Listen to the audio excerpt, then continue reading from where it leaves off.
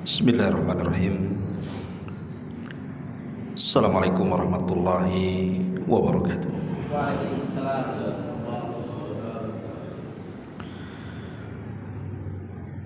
Alhamdulillah. Alhamdulillahilladzi hamdan katsiran tayyiban mubarakan fi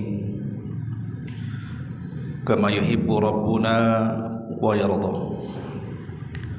Asyhadu an la ilaha illallah wahdahu rabbi la syarika lah wa asyhadu anna Muhammadan abduhu wa rasuluhu alladzi la nabiyya ba'da, amma ba'du. Alhamdulillah, segala puja dan puji hanya milik Allah subhanahu wa ta'ala. Salawat dan juga salam kita tetap curahkan dan limpahkan keharibaan baginda kita Nabi besar Muhammad sallallahu alaihi wa ala alihi wasallam. Ma'asyiral muslimin yang dimuliakan Allah subhanahu wa ta'ala, pembahasan di malam hari ini kita akan membahas amalan yang sangat ringan sekali, tetapi mendulang pahala yang sangat besar. Kalau kita mau mengamalkan amalan ini khususnya di 4 tempat,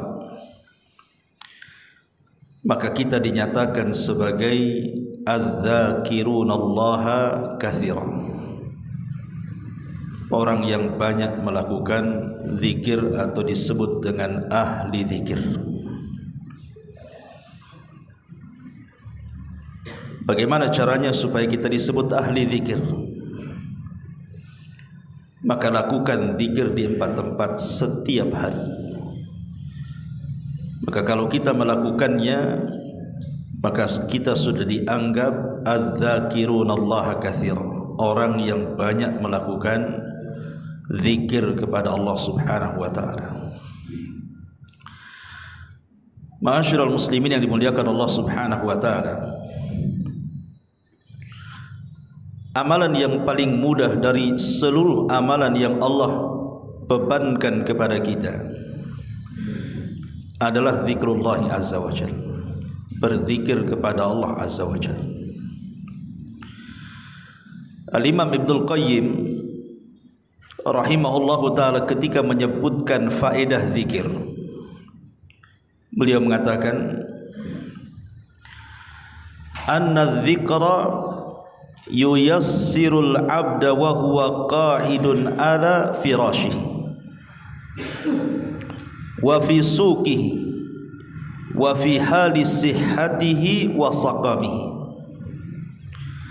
wa fi hali ni'amihi wa ladzatihi wa ma'ashihi wa qiyamihi wa qu'udihi wa tija'ihi wa safarihi wa iqamatihi. Falaysa fil a'mali syai'un ya'ummul awqat wal ahwal mithlahu hatta innahu yuyassirul abda wa huwa na'imun ala firashihi fayasbiqul qa'im ma'al ghaflah fayusbihu hadha an-na'im wa qad qata'a ar-raqbu wa huwa mustalqin ala firashihi wa yusbihu dhalikal qa'im al-ghafil fi saqatir raqbi wa dhalika fadlullahi yu'tihi man yasha. Kata Imam Ibnul Qayyim rahimahullahu ta'ala, zikir ini adalah amalan yang sangat mudah sekali, bisa dilakukan dengan duduk di atas pembaringan, bisa dilakukan di pasar, bisa dalam keadaan sehat ataupun sakit, bisa dalam keadaan diberikan nikmat ataupun tidak, bahkan bisa dilakukan dalam posisi berdiri, duduk, berbaring, safar ataupun ketika mukim. Maka tidak ada amalan yang mencakup seluruh waktu dan keadaan melebihi orang yang berzikir. Sampai zikir ini memberikan keutamaan orang yang tidur di atas pembaringannya lebih utama dibandingkan orang yang terjaga dalam perjalanannya. Dan itulah keutamaan yang Allah berikan kepada setiap hambanya yang dikehendaki. Subhanallah, ini perkataan bagus sekali.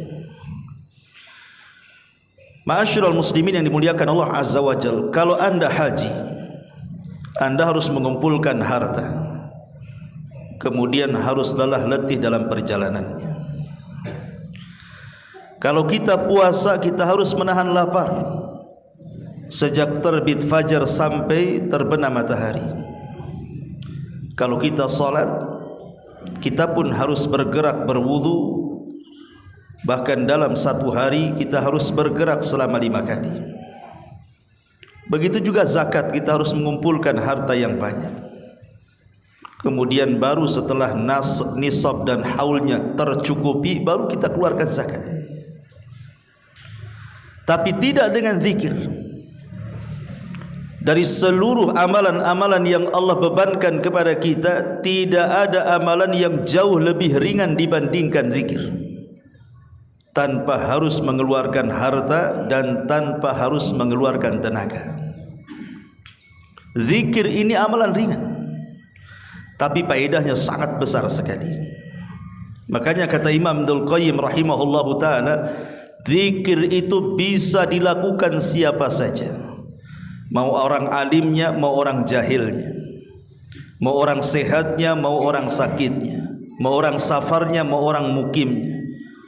Semua bisa dilakukan dalam kondisi apapun dan dalam waktu apapun. Anak kecil bisa berzikir, remaja bisa berzikir, orang sudah dewasa bahkan tua bisa berzikir, laki-laki perempuan bisa berzikir. Zikir ini amalan yang tidak ditentukan waktu dan tempat, dan itu amalan yang sangat ringan namun luar biasa faedahnya. Ma'asyiral muslimin yang dimuliakan Allah Subhanahu wa taala, Al-Imam Ibnul Qayyim juga beliau mengatakan bahwa tidak ada azab yang paling besar di dunia melebihi seorang muslim lisannya tidak bisa berzikir. Kata Imam Ibnul Qayyim rahimahullahu ta'ala, dia mengatakan asyaddun nasi uqubatan fid dunya amyun ayyumsikallahu lisanaka an dzikrillahi azza wajalla. Manusia yang paling berat ujiannya, yang paling berat siksanya di dunia adalah ketika Allah Subhanahu wa taala ketika Allah Subhanahu wa taala tidak bisa menggerakkan hamba ini lisannya untuk berzikir kepada Allah azza wajalla. Makanya ikhwatu fiddin muliakan Allah azza wajalla, perbanyak zikir. Dan kita bisa menjadi ahli zikir dengan sangat mudah. Tidak harus kemudian dari pagi sampai sore, dari sore sampai malam, malam sampai pagi terus kita mengucapkan zikir kepada Allah azza wajalla. Tidak harus seperti itu menjadi ahli zikir. Tapi kalau kita ingin menjadi ahli zikir, maka lakukan zikir di 4 tempat ini dan jangan ditinggalkan. Ma'asyiral muslimin yang dimuliakan Allah azza wa jalla, Abdullah ibn Abbas radhiyallahu anhuma mengatakan, ketika memberikan catatan kepada ayat uzkurullaha dzikran katsira, berzikirlah kepada Allah dengan zikir yang banyak, maka beliau mengatakan annahum yadhkurunallaha fi adbaris salawati wa ghuduwan wa ashiyan wa hiya adhkarus sabahi wal masai wa fil madhaji'i idza aradu an-naum wa kullama istayqadha min naumihi wa kullama ghada aw raha min manzilihi dzakarallaha azza wa jalla. Kata Imam Ibnul Qayyim rahimahullahu ta'ala, kalau kita ingin disebut ahli zikir, maka cukup anda berzikir di 4 tempat. Pertama, berzikirlah setiap selesai solat wajib. Jangan tinggalkan zikir selepas solat wajib. Satu. Kemudian yang kedua, wa ghuduwan wa asyiyah wa hiya adhkarus sabahi wal masi. Jangan tinggalkan zikir pagi dan petang. Ada namanya zikir pagi, ada namanya zikir petang. Kemudian yang ketiga, wa fil madhaji idza aradun nauma. Dan jangan tinggalkan zikir sebelum tidur. Jangan lupakan zikir sebelum tidur. Dan juga tentunya selepas bangun dari tidur. Dan yang keempat, wa kullama ghada aw raha min manzilihi dzakarallah. Atau setiap kita keluar rumah dan masuk rumah. Maka kalau kita mengerjakan 4 perkara ini, kata Abdullah ibn Abbas radhiyallahu anhuma, maka kita dianggap ahli zikir. Bahkan Imam Ibnu Salah rahimahullahu taala, beliau mengatakan bahwa kita dianggap ahli zikir itu cukup 3 tempat saja, itu sudah dikatakan ahli zikir. Pertama, zikir selepas salat wajib. Yang kedua, zikir sebelum tidur.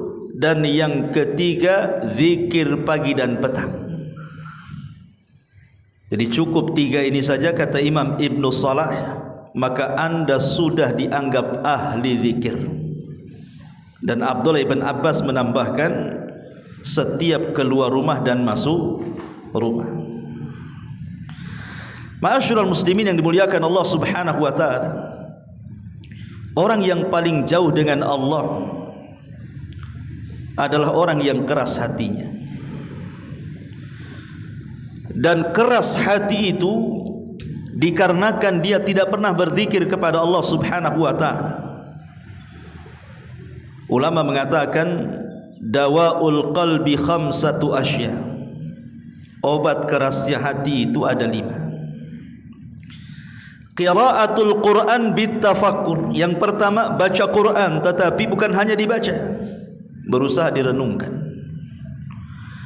Yang kedua, wa khala'ul batni. Jangan kenyang-kenyang kalau makan, karena kenyang makan itu mengakibatkan kita mudah ngantuk, malas, sehingga kita dilupakan dari zikir. Kemudian yang ketiga, wa qiyamul laili, qiyamul lail. Kemudian yang keempat, wa tadarru indas sahar, berzikir ketika di waktu sahur, di sepertiga malam akhir. Dan yang kelima, wa mujalasatus salihin, duduk dengan orang-orang saleh. Inilah 5 perkara yang bisa menghilangkan kerasnya hati.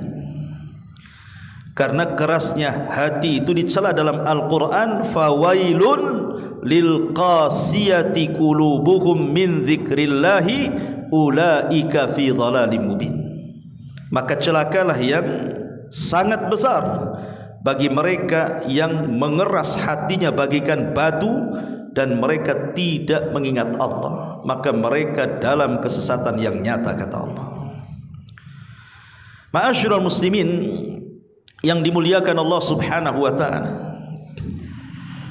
makanya kedekatan seorang hamba dengan Allah itu ketika hati tenang. Ala bi dzikrillahi tatmainnul qulub. Ingatlah, dengan zikir itulah yang menjadi menenangkan hati kita, ikhwan.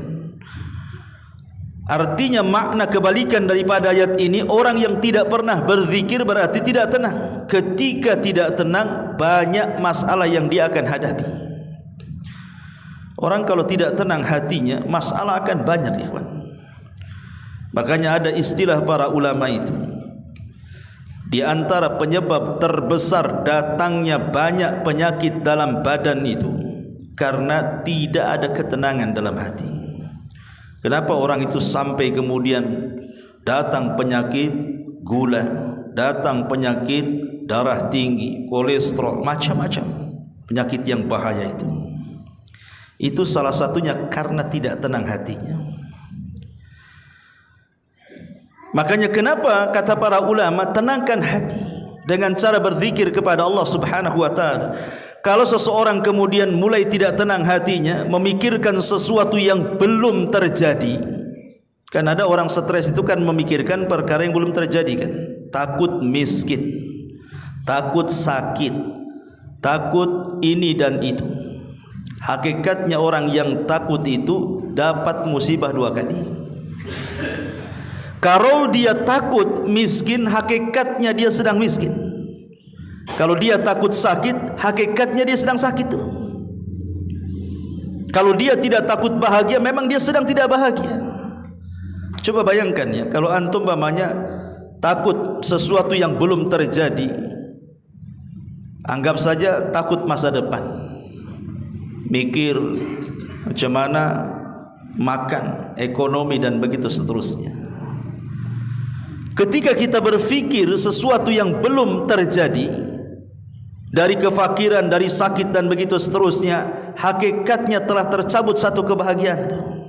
Karena itu kan belum terjadi, ngapain dipikirin? Gara-gara dipikirin jadi stres jadinya kan.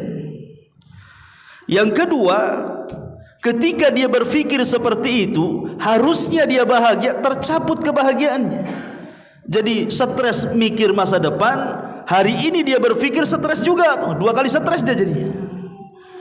Makanya kemudian kalau kemudian setan sudah memberikan was-was kepada kita, berzikirlah kepada Allah. Imam Syafi'i rahimahullahu taala pernah ditanya, wahai Imam Syafi'i, kenapa orang itu bisa suudzon kepada Allah, bisa berburuk sangka kepada Allah, itu kenapa? Kan banyak orang berburuk sangka itu. Hari ini banyak, bahkan mungkin di antara kita ada yang berburuk sangka kepada Allah Azza wa Jalla. Contohnya orang yang hasad itu kan buruk sangka. Kenapa orang lain diberikan kekayaan, kenapa saya asik miskin aja nggak kaya-kaya? Kenapa orang lain kok sehat terus, saya pula penyakit datang bertubi-tubi? Kenapa anak orang lain bagus-bagus, anak saya pula kurang ajar? Ada orang yang membanding-bandingkan kan? Itu karena was-was, tidak redha dengan pemberian Allah Subhanahu wa taala kan. Ketika hati ini was-was, itulah yang menjadikan kita terlampau berfikir masa depan yang belum tentu terjadi. Mikir anaknya nanti kalau sudah besar sekolah di mana, kerja di mana, dapat jodoh atau jomblo terus dan begitu seterusnya kan. Nggak usah dipikir, ngapain dipikir? Semua manusia sudah ada takdirnya masing-masing kok. Nggak usah dipikir kan. Makanya kalau datang was-was seperti ini, karena inilah was-was yang menjadikan kita ini suudzon kepada Allah.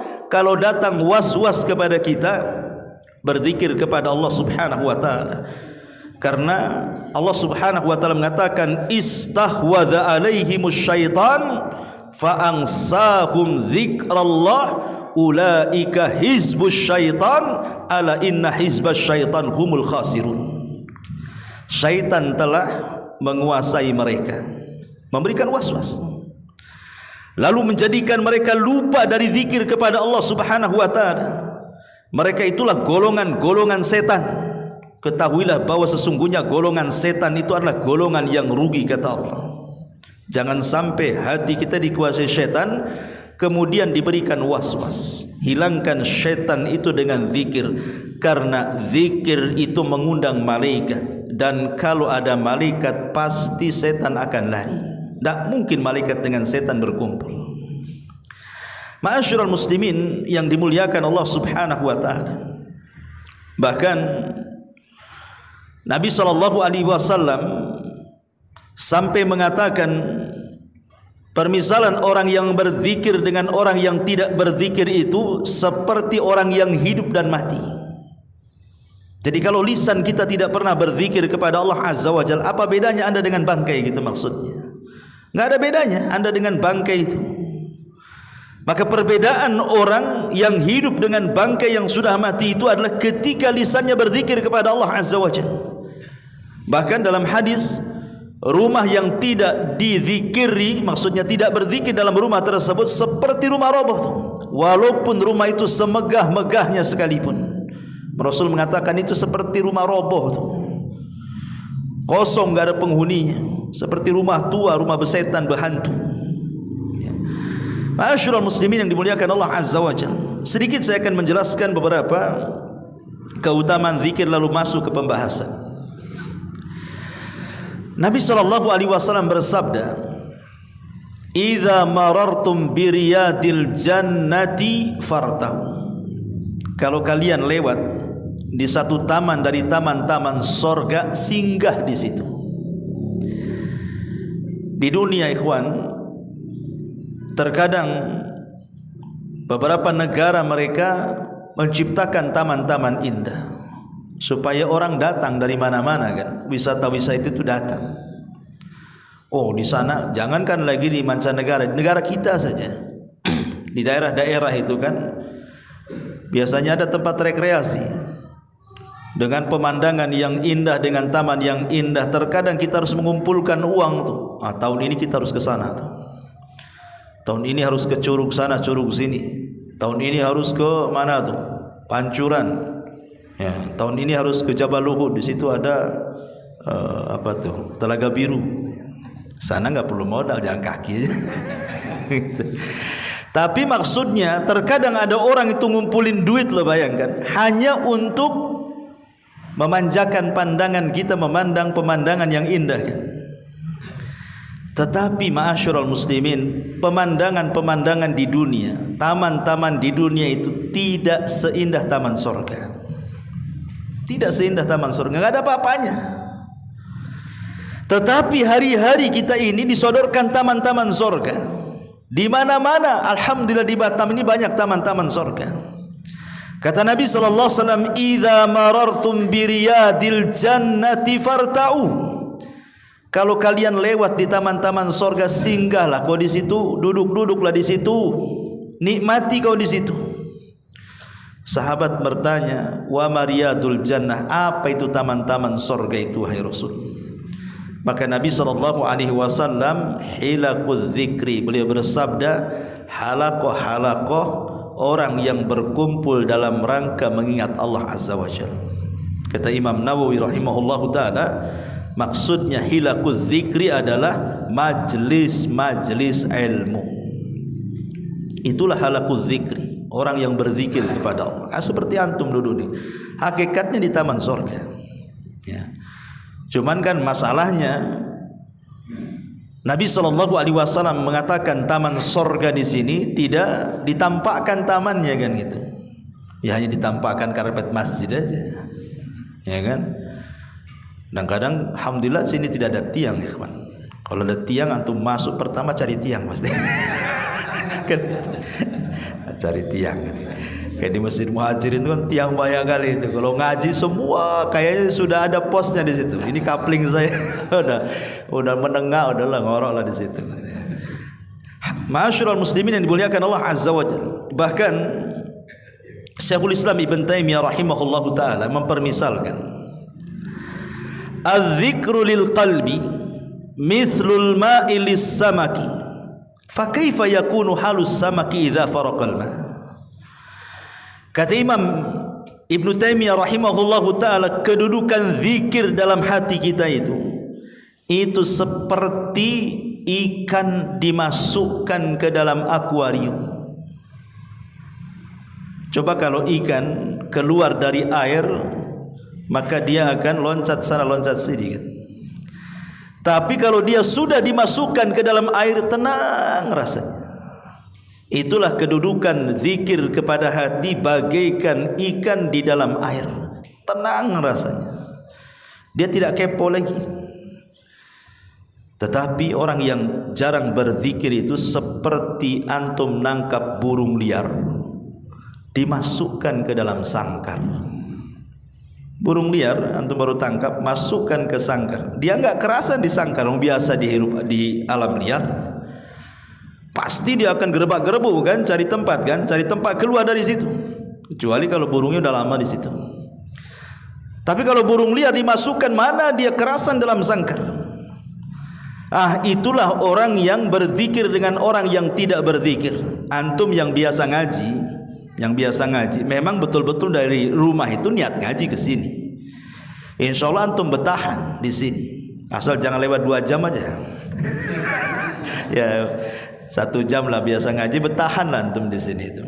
Coba antum mencari kawan nggak pernah ngaji, aja tukang ojek tuh nggak pernah ngaji, atau siapalah antum dapat kawan, ayo kita ke Al-Fajri ngaji, nggak akan kerasan dia, nggak akan kerasan, pasti pantatnya goyang-goyang gitu, lama kali, padahal baru 2 menit. Kenapa? Karena dia tidak pernah terbiasa dengan zikir dia. Orang yang tidak berbiasa zikir ya seperti itu jadinya tuh, gerak maunya pergi saja.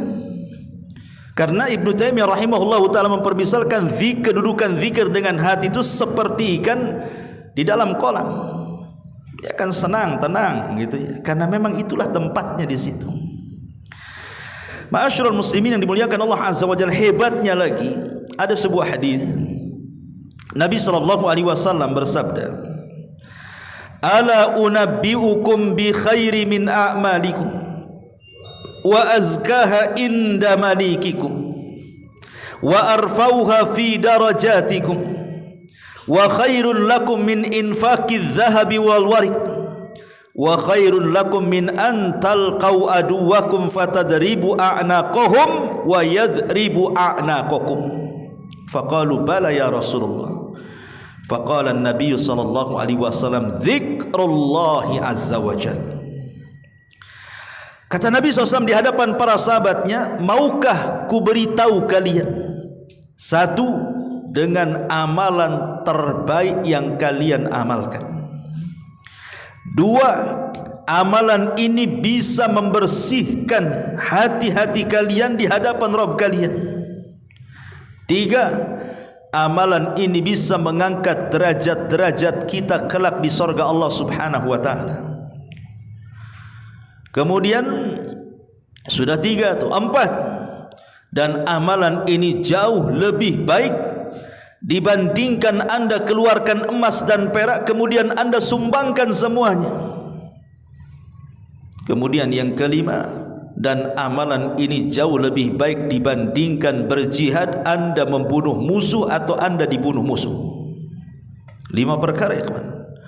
Amalan terbaik bisa membersihkan hati kita di hadapan Allah, bisa mengangkat derajat kita di sorga, bisa mendapatkan amalan yang pahalanya jauh lebih baik daripada infak emas dan perak, dan juga yang 5, pahalanya jauh lebih baik dibandingkan jihad. Ya, luar biasa, amalan apa ini? Maka Nabi SAW ditanya, apa itu Rasul amalan itu? Kok hebat kali bisa mendapatkan 5 keutamaan sekaligus ya? Maka Nabi SAW mengatakan, zikrullahi ta'ala, cukup berzikir. Sekali antum duduk, astaghfirullah, astaghfirullah, astaghfirullah, subhanallah, subhanallah, alhamdulillah, Allahu akbar, la ilaha illallah. Cukup duduk 5 menit saja, Anda sudah mendapatkan 5 keutamaan ini. Coba, amalan terbaik bisa membersihkan hati, bahkan bisa mengangkat derajat kita di sorga, lebih baik daripada amalan infak emas dan perak, bahkan lebih baik dibandingkan jihad. Bukan amalan ringan, tapi pahalanya luar biasa. Tapi tidak juga kita ini tertarik dengan zikir ini. Zikir ini kan bisa antum lakukan, hatta ketika ngaji seperti ini antum bisa berzikir. Antum pulang dari sini di jalan dalam motor itu juga bisa zikir. Ibu-ibu ketika jalan ke pasar, ketika di pasar, ketika memasak, ketika menyusui, ketika tidur, semua bisa dilakukan kan?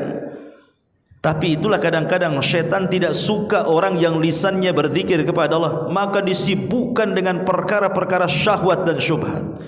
Disibukkan dengan handphone itu. Hari ini kan zikirnya zikir handphone. Duduk nengok YouTube kan. Nanti selesai ganti YouTube lain lagi, ganti YouTube lain. Apalagi yang para main TikTok pula kan itu. Main TikTok kawan kan. Sekarang kan musim tuh main TikTok, Instagram apalah kan. Satu hari dia pegang handphone. Allah tidak ingat nggak ada masalah, tapi handphone jangan sampai tidak ingat kan di sekarang ini.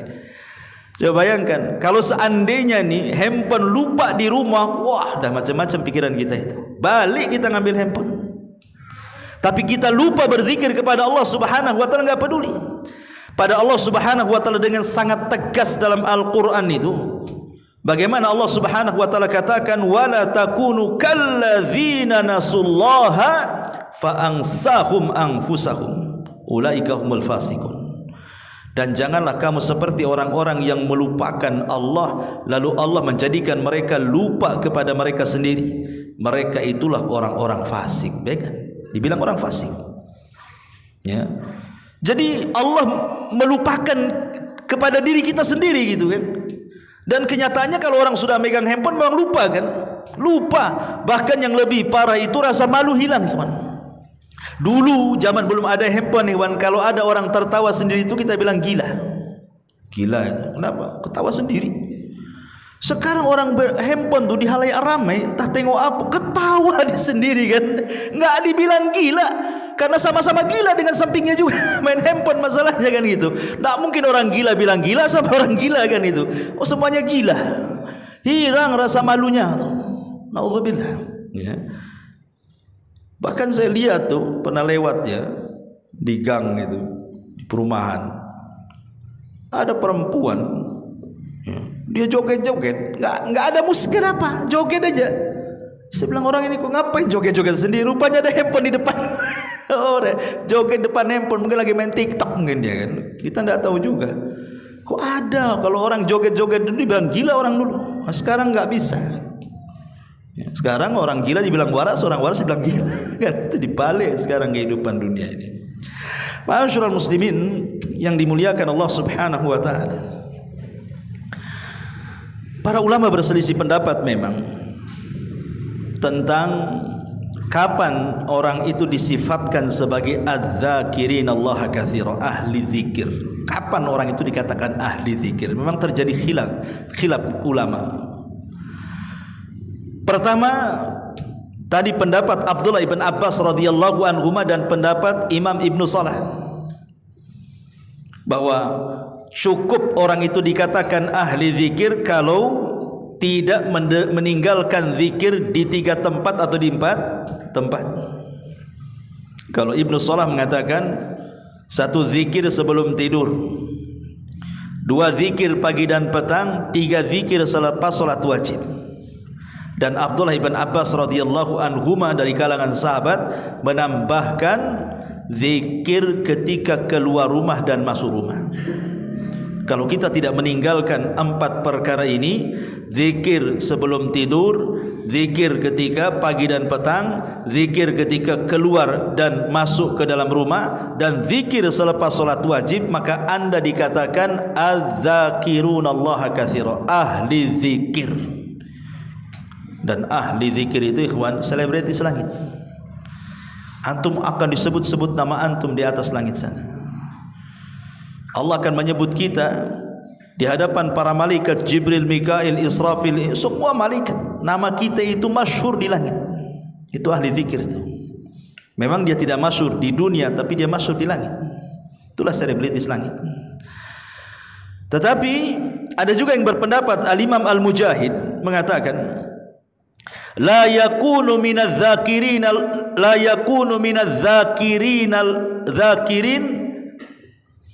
wadz-dzakirat hatta yadhkurallaha qa'iman wa qa'idan wa muttaji'an. Kata Imam Mujahid, tidaklah seseorang dikatakan ahli zikir, baik laki-laki atau perempuan, kecuali dia terus berzikir baik dalam posisi berdiri, baik dalam posisi duduk, baik dalam posisi berbaring. Pokoknya zikir terus ya. Kemudian Imam Atta lain lagi berpendapat, dia mengatakan man shalla salawatil khams fi huquqiha fa huwa dakhilun fi qaulihi ta'ala wadz-dzakirina Allaha katsira wadz-dzakirina Allaha katsira wadz-dzakirat. Siapa yang melaksanakan solat 5 waktu tetapi antum mendatangkan semua kewajibannya, syarat-syaratnya, rukun-rukunnya, wajib-wajibnya, sunnah-sunnahnya lengkap antum ketika solat 5 waktu itu, maka antum masuk sebagai ahli zikir. Ini kata Imam Atta. Kemudian juga Al-Imam Ibnu Al-Qayyim rahimahullahu ta'ala, beliau mengatakan man hafadha ala man hafadha 'alal adhkari al-muwazzafati fil yaumi wa lailati fi mawaqi'iha kana minadz dzakirin Allah katsira. Barang siapa yang menjaga zikir dalam setiap harinya, siang dan malamnya, pada tempat-tempat yang sudah dianjurkan dalam syariat, maka dia dianggap ahli zikir. Contohnya umpamanya antum bangun tidur, sebelum tidur antum zikir, bangun tidur antum zikir. Kemudian ketika hendak makan antum berzikir, selepas makan antum berzikir, masuk WC antum berzikir, keluar WC antum berzikir, pakai pakaian antum berzikir, masuk pasar antum berzikir. Pokoknya tempat-tempat yang diharuskan berzikir kita berzikir. Kata Imam Ibnul Qayyim, barulah kita dianggap ahli zikir. Dan Syekh bin Baz rahimahullahu taala pernah ditanya, kapan orang itu dikatakan ahli zikir? Maka ajab, dia menjawab, idza hafadha ala ta'atillahi wa rasulih wa taraka ma harramallahu wa rasuluh. Apabila dia menjaga ketaatan kepada Allah dan Rasulnya dan meninggalkan yang diharamkan Allah dan Rasulnya, maka dia dianggap ahli zikir. Jadi Syekh bin Baz beliau berfatwa seperti itu. Tapi ma'asyiral muslimin yang dimuliakan Allah Subhanahu wa taala, kita memilih pendapat yang pertama kan itu ya. Kalau kita ingin dianggap ahli zikir, maka ambillah fatwa daripada Abdullah bin Abbas atau Imam Ibnu Salah rahimahullahu taala. Cukup ini saja. Kalau kita mau lakukan di 4 tempat ini, kita sudah dianggap ahli zikir sebenarnya. Dan ini kan mudah sebenarnya, cuman malas dalam melaksanakannya. Padahal mudah sebenarnya. Sebelum tidur antum berzikir, kan bisa saja sebentar, enggak lama zikir itu ya. Kemudian bangun tidur juga berzikir sebentar. Alhamdulillahilladzi ahyana ba'da ma amatana wa ilaihi nusyur kan gitu ya. Kemudian pagi dan petang, ini cukup panjang kalau pagi dan petang gitu. Kalau antum tidak hafal, belilah bukunya, kan ada itu, sudah ada bukunya itu, terjemahan lagi ya, dengan artinya lagi itu. Zikir pagi apa yang dibaca, zikir petang apa yang dibaca. Karena ini faedahnya besar ya kawan. Faedah zikir pagi petang itu luar biasa. Ya, nanti saya jelaskan ya. Kemudian juga zikir selepas sholat. Kadang-kadang saya ini aneh juga, kadang sebagian ikhwan itu saya perhatikan ya. Ya, di Al-Fajri nggak ada. Ada juga 1-2. Kadang-kadang habis sholat wajib ini, ya, entah apa yang dibaca, dia langsung aja berdiri sholat sunnah. Sholat sunnah. Ya. Padahal orang yang dianggap oleh dia, mungkin dia sebagai ahli bid'ah, kadang-kadang itu zikirnya lengkap tuh. Kan gitu ya. Dia zikirnya lengkap, ya cuman kadang-kadang dianggap itulah ahli bid'ah, zikir rame-rame begitu dan begitu seterusnya kan. Tapi dia yang mengatakan orang itu ahli bid'ah, dia tidak zikir pula dia. Coba aneh kan. Dia nyalahkan orang karena zikirnya seperti itu, dia pula tak berzikir. Padahal zikir itu kan banyak masalahnya kan setelah sholat itu. Kalau kita mau baca semua itu ya cukup lama juga itu kan. Bisa sampai 15-20 menit juga kalau kita mau duduk itu betul-betul berzikir, dibaca semua yang Nabi SAW sarankan dibaca. Kadang-kadang tidak. Kecuali kalau umpamanya antum ada hal-hal yang mendesak, mungkin ya ada tamu di rumah, mau safar takut ketinggalan, ya minimalnya jangan tinggalkan istighfar lah. Karena istighfar, zikir itu bisa mengurangi yang kurang-kurang khusyuk dan tumanina dalam sholat. Namanya sholat itu kan kita ada kekurangan, nggak mungkin dari awal sampai akhir khusyuk, tumanina semua kan, mesti ada melamunnya, mesti ada gerakan yang kekurangannya. Maka itu bisa ditempel dengan istighfar setelah sholat. Maka minimalnya kalaupun terburu-buru, maka antum jangan lupakan istighfar. Astaghfirullahaladzim, astaghfirullahaladzim, astaghfirullahaladzim, Allahumma antas salam minkas salam tabarakta ya dzal jalali wal ikram. Dah pergi. Kalau harus menambah dengan tasbih, tahmid dan takbir, cukup dibaca 10 kali aja lah. Tidak harus 33 kali. Kalau antum terdesak gitu, baca 10 kali saja. Subhanallah, subhanallah, subhanallah, subhanallah, subhanallah, subhanallah, subhanallah, subhanallah, subhanallah, subhanallah. Kan itu ya. Allahu akbar, Allahu akbar, Allahu akbar, Allahu akbar, Allahu akbar. Allahu akbar, Allahu akbar, Allahu akbar, Allahu akbar, Allahu akbar. Alhamdulillah, alhamdulillah, alhamdulillah, alhamdulillah, alhamdulillah. Sudah pergi antum. Kan itu ya. 10 kali cukup. Tapi kalau nyantai, ya kalau bisa 33 kali. Ya, tasbih 33, tahmid 33, kemudian juga takbir 33 genapkan dengan la ilaha illallah 100. Atau bisa juga dengan tasbih 33, tahmid 33, takbir 34, 100 juga. Ya. Jadi bisa dua-duanya. Ma'asyiral muslimin yang dimuliakan Allah Azza wa Jalla. Atau dibuat 99 aja enggak masalah, enggak harus digenapkan 100. Tasbih 33, takbir 33, tahmid 33. Kan ada 4 cara zikir setelah salat itu ketika baca takbir, tahmid dan tasbih itu. Ya. Baik. Ma'asyiral muslimin yang dimuliakan Allah Azza wa Jalla. Dan zikir ini ada 2 cara. Pertama, zikir yang menghubungkan lisan dengan hati, dan ini sebaik-baik zikir, menghubungkan lisan dengan hati. Dan yang kedua, zikir lisan tanpa hati.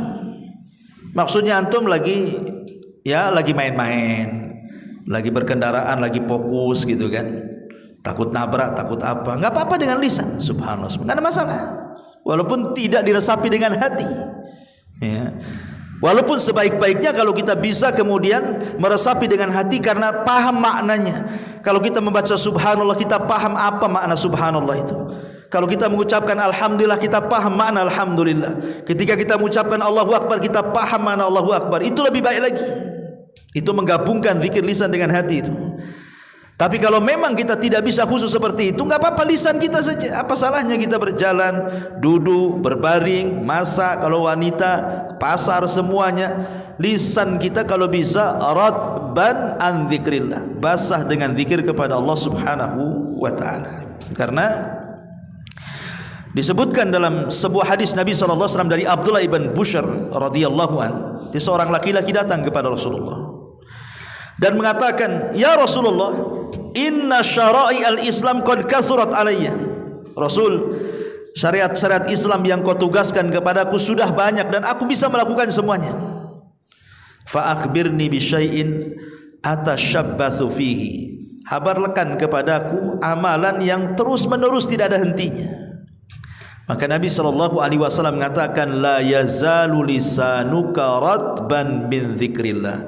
Kalau begitu jadikan lisanmu terus basah dengan zikir kepada Allah Azza wa Jalla. Itu amalan yang tidak ada jedanya enggak ada tuh. Kalau salat kan nunggu waktu. Ya, nunggu waktu zuhur ke asar, asar ke maghrib. Ini enggak, kalau ingin terus-terusan di ibadah, ya zikir aja lah tuh. Itu enggak ada waktu yang menentukan dia. Karena zikir tidak terbatas waktu dan tidak terbatas tempat. Ma'asyiral muslimin yang dimuliakan Allah Subhanahu wa taala. Adapun ancaman orang yang malas berzikir,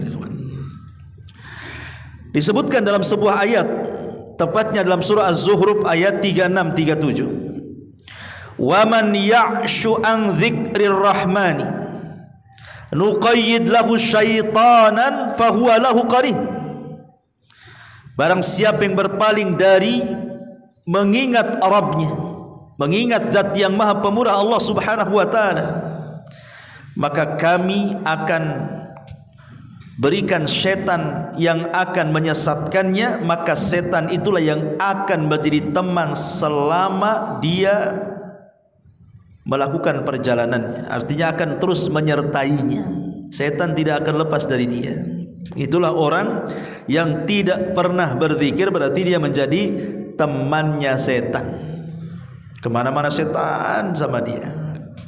Ya, cuman kan nggak nampak saja. Kalau nampak tuh pergilah kan itu. Ya. Nah, setan nggak nampak. Kalau ditampakkan itu antum sedang berkawan dengan setan tuh sebenarnya.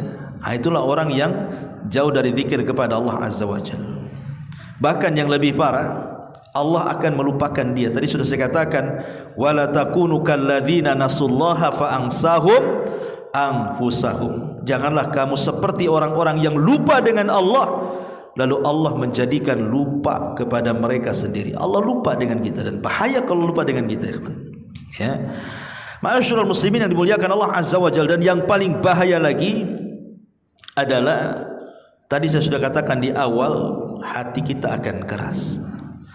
Hati kita akan keras sekeras-kerasnya, dan kalau sudah keras tidak ada ketenangan dalam hidup. Taib. sedikit kita akan bicara soal apa sih faedah zikir itu. Kenapa zikir ini teramat sangat istimewa? Apa faedahnya sebenarnya? Ma'asyiral muslimin yang dimuliakan Allah Azza wa Jalla, saya tidak menyebutkan nomornya, angka, karena banyak. Kita akan sebutkan begitu saja. Pertama, yatrud asy-syaitan, bisa mengusir setan. Zikir itu bisa mengusir setan. Kemudian juga zikir itu bisa mendapatkan keridhaan Ar-Rahman, Allah Subhanahu wa taala. Jadi Allah akan memberikan keridhaannya kepada kita. Dan kalau Allah sudah redha kepada kita, ikhwan, selesai urusan. Kalau Allah sudah redha dengan kita, pasti sesuatu yang kita minta pasti Allah kasih. Orang kalau sudah cinta dengan kita, ikhwan, apapun yang kita minta pasti dikasih. Walillahil matsalul a'la. Kemudian juga zikir bisa yuzilul ham wal gham anil qalbi, bisa menghilangkan stres, bingung, kesulitan dunia bisa hilang dengan zikir. Makanya ada hadis Nabi mengatakan apa? Man lazimal istighfar ja'alallahu min kulli hamin faraja wa min kulli dhikin makhraja wa razaqahu Allahu min haitsu la yahtasib. Siapa yang melazimkan membaca astagfirullah, astagfirullah, astagfirullah, Allah akan lapangkan hatinya yang sempit, Allah akan uraikan permasalahannya yang sulit, dan Allah akan berikan rizki dari arah yang tidak disangka-sangka. Yakin itu. Kalau kita banyak istighfar, ikhwan, pasti kesulitan kita sedikit demi sedikit terurai. Kemudian zikir juga yuqawwil qalba wal badan, bisa menguatkan hati dan badan. Seperti zikir apa? La haula wala quwata illa billah.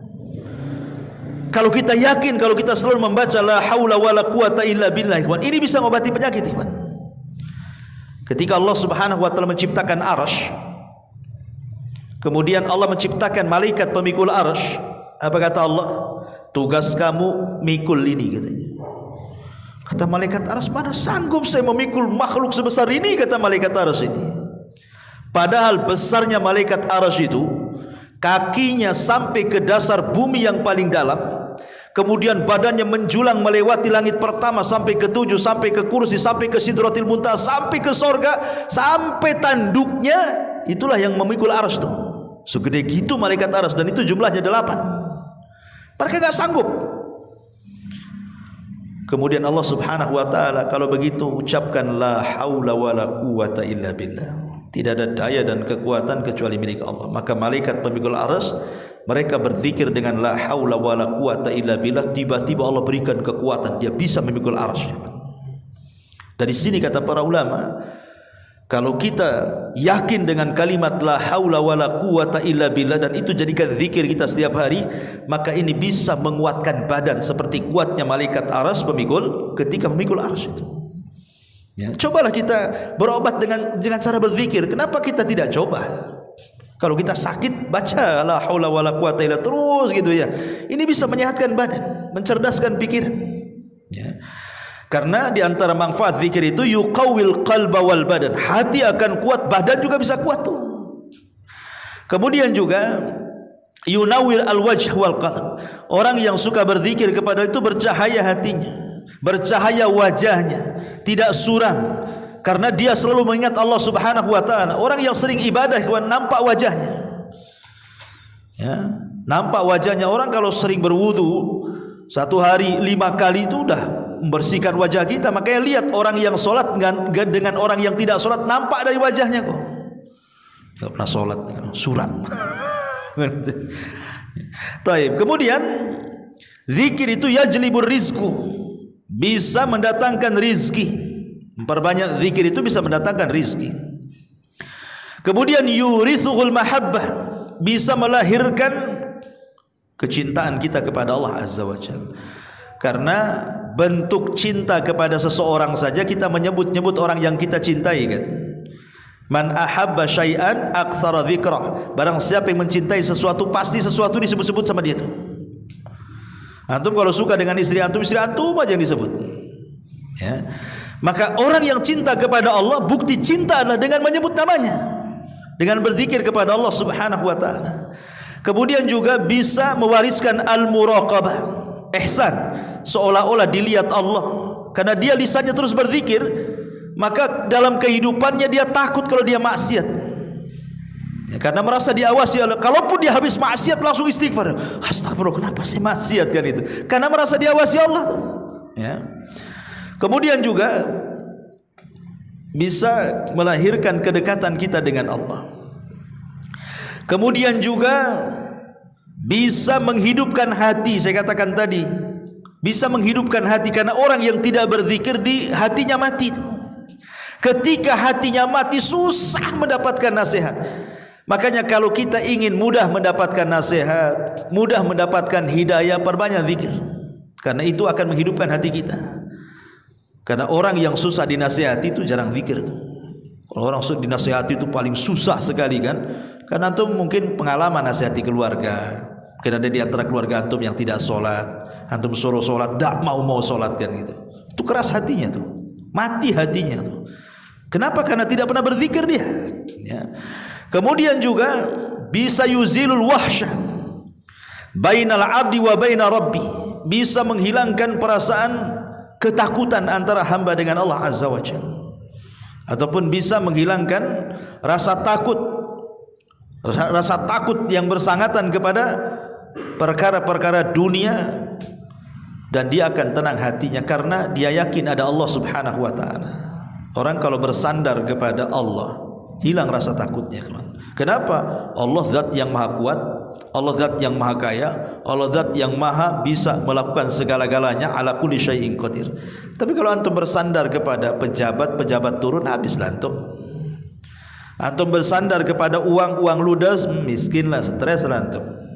Antum bersandar kepada jenderal purnawirawan, antum lebih parah lagi kan itu, nggak ada backing lagi. Makanya kalau orang bersandar kepada Allah, Allah zat yang maha kuat, dia bisa menyakiti seluruh makhluknya, tapi makhluk tidak bisa menyakiti Allah Azza wa Jalla. Ya, kalau kita cari backing di dunia saja pasti cari backing yang kuat kan. Antum mau cari pengacara, tidak mungkin lah asal-asalan, pasti kalau bisa lawyer yang kondang, yang sering menang di pengadilan kan, supaya menang. Tetapi dibandingkan dengan Allah, mereka tidak ada apa-apanya, mereka makhluk Allah Azza wa Jalla. Kemudian juga zikir ini salah satu munjiat min adzabillah, penghilang ataupun penyelamat dari azab Allah Subhanahu wa taala. Bahkan zikir sababun nuzulis sakinah, sebab turunnya ketenangan hidup. Tadi saya suka katakan di awal, hari ini ikhwan, banyak orang stres itu masalahnya apa? Masalah ekonomi kan? Saya sudah jelaskan. Padahal harta itu nikmat Allah paling rendah. Harta benda yang kita miliki itu nikmat Allah yang paling rendah. Tapi nikmat Allah yang paling tinggi itu apa? Kesehatan. Dengan kesehatan itu kita bisa melakukan nikmat iman dan Islam. Ya.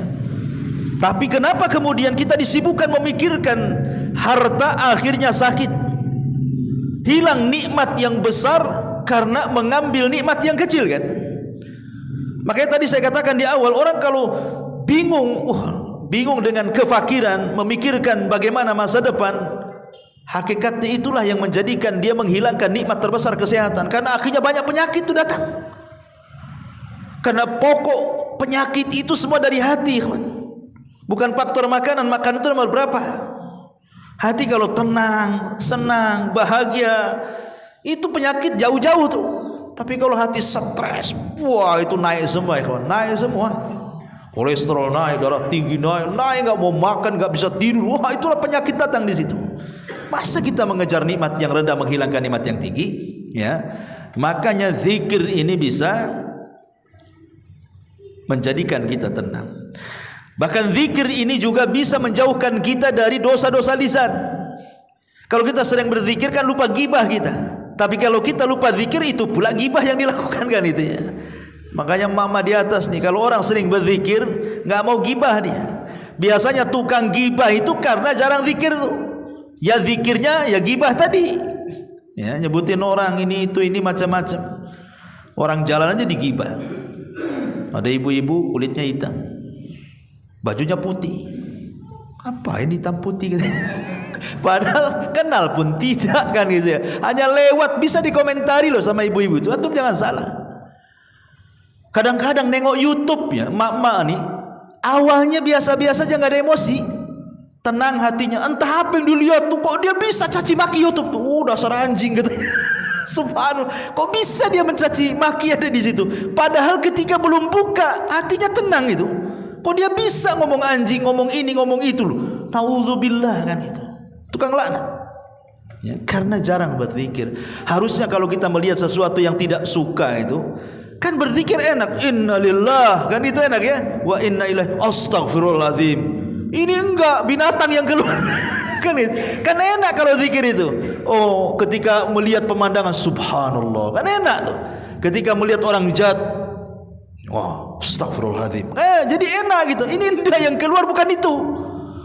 Ya, kalau kita nengok suara ini, hati-hati nih. Yang tadinya nggak punya dosa, gara-gara itu punya dosa jadinya. Tapi orang yang berzikir kepada Allah pasti akan dilupakan dari ghibah, namimah, dusta dan begitu seterusnya. Dan di antara faedah zikir juga ikhwan, kita ini sedang bermajlis di majlisnya para malaikat. Seperti kita sekarang ini kan majlis malaikat ikhwan. Malaikat datang, di atas kepala antum ada malaikat, antum nggak nengok saja, sampai ke langit malaikatnya itu. Kemudian yang paling di atas itu ditanya sama Allah tuh, ngapain kau di sini, bahasa saya tuh. Begini hamba, di bawah ada hambamu yang sedang berzikir kepadamu. Kata Allah, apa yang mereka minta? Mereka minta sorga. Maka Allah mengatakan, ku kabulkan permintaannya. Makanya Rasul mengatakan, man salaka tariqan yaltamisu fihi ilman, sahalallahu bihi tariqan ilal jannah. Siapa yang melangkahkan kaki belajar agama, berarti sudah memudahkan langkahnya ke sorga. Termasuk juga orang yang berzikir ini, ma'asyiral muslimin yang dimuliakan Allah Subhanahu wa taala, anna fi qalbi khullatun wa wafaqatun la yasudduha syai'ul batta illa dzikrullah. Dalam hati seseorang itu terkadang ada hal-hal yang mengganjal dan tidak bisa dibuka pintu ganjalan kecuali dengan zikir. Kadang dalam hari-hari tertentu antum dapat masalah kan, rasanya enggak bisa keluar dari masalahku. Stres sekali. Enggak bisa, kayaknya kiamat nih, kiamat besar nih kayaknya. Ada waktu-waktunya antum akan mengalami itu, di mana antum akan mengalami masalah yang enggak bisa keluar dari situ. Kayaknya susah untuk menangkan hati itu. Maka kata para ulama, tidak ada pintu untuk keluar kecuali zikir. Kalau antum mengalami masalah hebat, enggak bisa keluar dari situ kayak kiamat, perbanyak zikir saja. Ya, nanti lama-lama tenang terurai, nanti akan jernih pikirannya. Ma'asyiral muslimin yang dimuliakan Allah Subhanahu wa taala, termasuk juga zikir ini ra'sus syukri. Orang yang banyak berzikir hakikatnya dia telah melakukan inti daripada syukur. Inti daripada syukur adalah zikir kepada Allah. Kenapa? Karena fama syakarallaha ma lam yadhkuruhu. Anna dzikra ra'sus syukri. Fama syakarallaha ma lam yadhkuruhu. Orang yang tidak pernah bersyukur kepada Allah, hakikatnya dia tidak pernah berzikir. Karena di antara zikir itu ucapan alhamdulillah, dan itu bentuk syukur kan. Berarti orang kalau tidak pernah mengucapkan alhamdulillah, selamanya tidak bersyukur dia. Harusnya kata ulama, lafaz yang paling bisa untuk supaya nikmat kita tidak hilang, minimalnya walaupun tidak bertambah tapi tetap. Ya, kalau seandainya okelah Allah tidak menambah nikmat kita, tetapi tidak menghilangkan nikmat kita, maka lafaz yang bisa menetapkan nikmat kita adalah lafaz alhamdulillah. Kalau kita sering mengucap alhamdulillah, minimalnya nikmat kita walaupun tidak bertambah tapi juga tidak berkurang. Ucapkan alhamdulillah, ini bentuk syukur kita kepada Allah Azza wa Jalla. Karena penduduk sorga juga pertama kali masuk ke dalam sorga itu yang diucapkan, alhamdulillahilladzi hadana li hadza wa ma kunna linahtadiya laula an hadanallah. Ini ucapan pertama di sorga, alhamdulillah. Ya. Kemudian juga anna akrama al khalqi ala Allah minal muttaqin ma la yazal lisanuhu ratban bi dzikrillah. Orang yang paling mulia adalah orang yang bertakwa selama lisannya tidak pernah kering untuk berzikir kepada Allah. Kemudian juga anna dzikru aslul mualati lillah. Zikir itu asal kita ini bermualah, artinya meletakkan loyalitas kita kepada Allah Azza wa Jalla.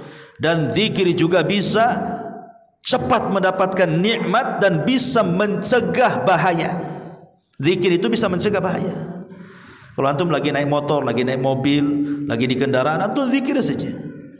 Ya, karena yang namanya di jalan itu kita tidak tahu ada bahaya atau enggak. Atau antum mungkin di laut, kita tidak tahu karam atau tidak ininya nelayan ini kan, kapalnya bisa saja ombak besar, kita tidak tahu. Ya, itu sebenarnya bisa diselamatkan dengan berzikir kepada Allah Azza wa Jalla. Kemudian juga zikir kepada Allah Azza wa Jalla adalah termasuk as-sabiquna min baini amalil akhirah. Termasuk as-sabiqun, orang yang berlomba-lomba bersegera dari amal-amal akhirat. Seolah-olah begini, ikhwan. Kalau antum ini sama-sama ngaji di sini, sama-sama ngaji, sama-sama duduk, tapi yang satu ya dengerin saja. Ya, tapi yang satu kadang-kadang dia selingi dengan zikir ketika mungkin ustadznya minum, astagfirullah, alhamdulillah. Nah, kalau ngomong didengerin lagi. Ya, pokoknya tadi sebelum ustadznya datang berzikir, yang satunya ya nunggu aja. Maka orang yang talabul ilmi dengan berzikir masuk surga duluan tuh. Walaupun sama-sama dari rumah ke sini. Atau antum pulang dari sini sama-sama habis ngaji, yang satu naik motor, yang satu naik motor juga. Satu perumahan, yang satu zikir, yang satu tidak. Yang zikir ini duluan dia masuk surga tuh. Karena Rasul yang mengatakan sabaqal mufarridun, sabaqal mufarridun. Sungguh telah mendahului kita al-mufarridun. Rasul mengatakan, ditanya siapa mufarridun itu Rasul? Adz-dzakirunallaha katsiran wadz-dzakirat. Perempuan dan laki-laki yang banyak berzikir. Kemudian juga zikir adalah ladzatun azimatun, kelezatan yang luar biasa. Ya. Zikir itu sebenarnya kalau kita terus dengan menghadirkan hati dengan penuh kehusyuan, maka kita akan mendapatkan kelezatan zikir sebagaimana kita mendapatkan kelezatan mendengar musik. Masalahnya kita enggak pernah berzikir tapi mendengar musik terus-terusan, sehingga tidak akhirnya mengatakan saya lebih suka dengar musik. Apalagi kalau pakai instrumen-instrumen gitu ya, yang sedih, yang ini, yang itu. Kadang-kadang ada zikir yang diselingi musik, sebenarnya dia bukan terharu dengan zikirnya, tapi musik yang menyertai zikirnya. Kan itu ya? Kan ada orang yang ceramah atau apa gitu ya. Ya kalau tanpa musik kita dengerin ya kayaknya ya gini-gini aja, rata aja ya bahasanya ya. Tapi ketika dikasih backsound musik, kayaknya lebih khusyuk dengerin itu. Sebenarnya ada khusyuk bukan dengar kajiannya, tapi musik yang menyertainya sebenarnya. Karena tidak mungkin musik dengan Quran itu bersatu. Ya. Masyaallah muslimin yang dimuliakan Allah, ini dah bahaya ini. Jadi antum bisa meneteskan air mata itu karena instrumennya kan gitu ya.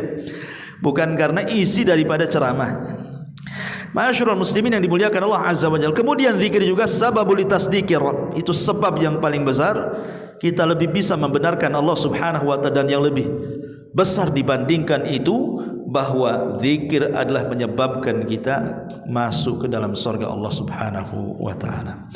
Wallahu a'lam bishawab. Saya kira ini yang bisa sampaikan. Karena juga waktu cepat, enggak terasa gitu ya, sudah 1 jam lebih. Biasa sampai jam 9. Kalau diselesaikan jam 9 itu jadi 1 jam setengah jadi. Kalau setengah 10 2 jam kan itu. Ya, kalau 2 jam itu ya enggak paham antum sanggup atau enggak sanggup. Saya yakin enggak sanggup ya. Subhanallah bihamdika asyhadu an la ilaha illa anta astaghfiruka wa atubu ilaik. Allahu taala alam. Assalamualaikum warahmatullahi wabarakatuh.